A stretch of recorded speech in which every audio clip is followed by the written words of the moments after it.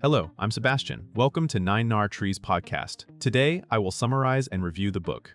China's Economy, What Everyone Needs to Know by Arthur R. Kroeber is an accessible, analytically grounded guide to how the world's second-largest economy actually works and why its trajectory matters globally. Written in a clear question-and-answer style associated with the What Everyone Needs to Know series, the book explains the institutions, policy tools, and political constraints that have shaped China's extraordinary growth since the start of reform and opening. Kroeber, a longtime China economy watcher, focuses on the practical mechanics behind headline stories, the role of the Communist Party, the state-dominated financial system, industrial policy, trade and investment, and the structural challenges created by debt, demographics, and productivity. Rather than treating China as either an unstoppable juggernaut or a looming collapse, the book maps the incentives and trade-offs facing leaders, firms, and households. Readers come away better equipped to interpret economic news, understand policy shifts, and assess competing narratives about China's future. I will give you key takeaways from this book. Firstly, how China's growth model was built. A central theme is the step-by-step construction of China's modern growth model from the late 1970s onward. The book clarifies how market incentives were introduced without abandoning political control, creating a hybrid system in which competition and entrepreneurship expanded inside boundaries set by the party state. It explains why high investment became the engine of rapid catch-up growth. Infrastructure, urban construction, and industrial capacity were scaled quickly because the state could mobilize land, credit, and administrative coordination. Export-led industrialization is treated as a phase enabled by global demand, foreign technology, and a massive shift of labor from countryside to factory towns. The discussion also connects growth to institutional choices such as fiscal arrangements between central and local governments, the use of state-owned enterprises in strategic sectors, and policy experimentation at the local level. Importantly, the book frames growth as a political economy outcome. Leaders prioritize stability and employment, while local officials respond to promotion incentives tied to development. This helps readers see why the model produced spectacular results and why it also generated imbalances that later became harder to manage. Secondly, the party state, markets, and governance. The book gives a practical account of how governance shapes economic outcomes in China. Instead of presenting markets and the state as opposites, it shows how they are intertwined through regulation, personnel control, and the party's presence inside major firms and institutions. Readers are guided through the logic of policymaking in a one-party system, maintaining legitimacy through rising living standards, preventing financial and social instability, and retaining command over critical levers such as banking, land, and information.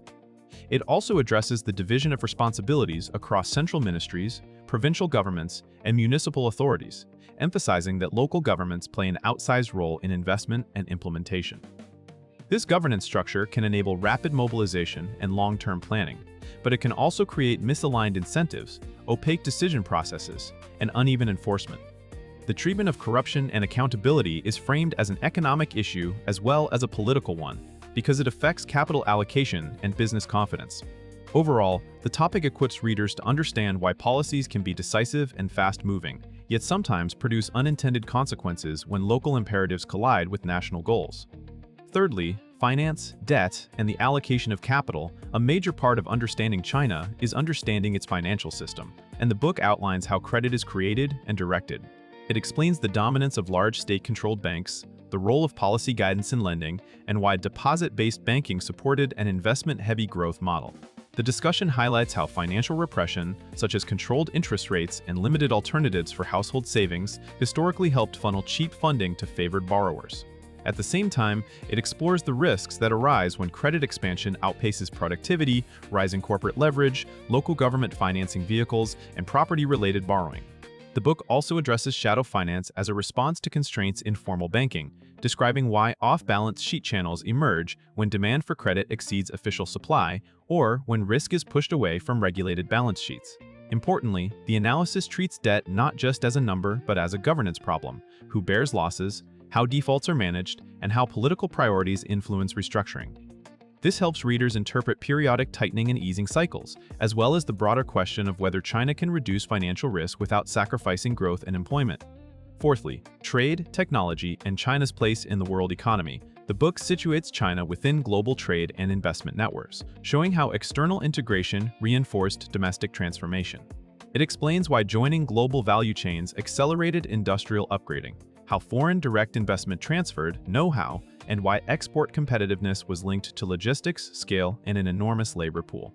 It also explores the evolution from low-cost assembly toward more sophisticated manufacturing and services, while acknowledging the persistent role of state support and industrial policy. This topic is especially useful for readers trying to understand recurring debates over trade imbalances, market access, subsidies, and technology transfer. The book clarifies how exchange rate management, current account trends, and capital controls fit into the broader strategy of maintaining stability while opening selectively. It also addresses the limits of an export-driven approach as wages rise and global demand shifts, which pushes China to rely more on domestic consumption and innovation. The analysis provides a framework for interpreting tensions with major trading partners and the strategic importance of technology, standards, and supply chain resilience.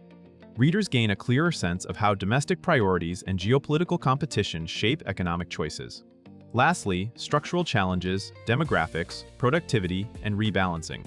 A forward-looking theme is the set of structural constraints that emerge as a country moves from rapid catch-up growth to a more mature stage. The book explains why demographic change matters. A shrinking working-age population and aging society can reduce labor supply, raise fiscal burdens, and pressure pension and health systems. It also highlights the challenge of sustaining productivity growth once easy gains from rural to urban migration and basic industrialization diminish. The discussion connects these constraints to the need for rebalancing, meaning shifting from investment and heavy industry toward consumption, services, and more efficient use of capital. Yet rebalancing is presented as politically and institutionally difficult because powerful actors benefit from the old model, and because local governments depend on land and construction-related revenues. The book addresses the property sector as both a pillar of growth and a source of risk, and it notes the social implications of inequality, urbanization, and household security. By framing challenges in terms of incentives and trade-offs, the topic helps readers avoid simplistic predictions. It lays out why China may grow more slowly, yet remain resilient, and why policy choices will determine the balance between stability, innovation, and social welfare. In conclusion, this book is best suited for readers who want a reliable, non-sensational guide to China's economy, students, investors, policy professionals, journalists, business leaders, and general readers who follow global news but want clearer foundations. It benefits the reader by explaining the mechanics behind big headlines, including why the party state can steer outcomes through finance and administration, why local governments matter so much, and why policy choring fault lines.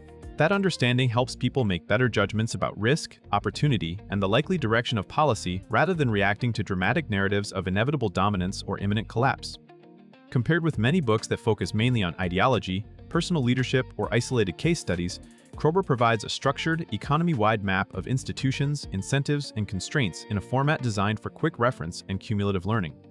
The question-and-answer style also makes complex issues easier to revisit when new events occur, such as regulatory shifts, trade disputes, or growth slowdowns. For anyone deciding what to buy, this volume is worth it because it balances breadth with analytical rigor and helps readers build a durable framework they can apply long after the news cycle changes. If you would like to support Arthur R. Kroeber, you can buy the books through the Amazon link I've provided in the podcast description. After reading the book, please let me know what you think and share your thoughts. See you around.